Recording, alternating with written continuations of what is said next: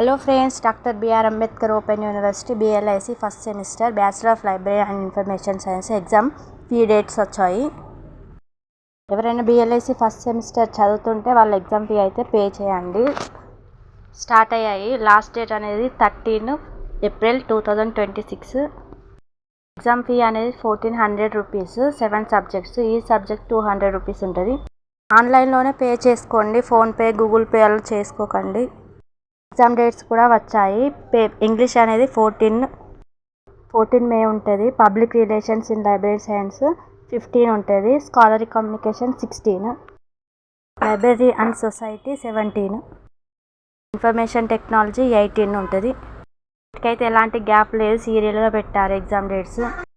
ఏమైనా డౌట్స్ ఉంటే link open చేసుకొని చెక్ చేసుకోండి అని నోట్ చేసుకోండి.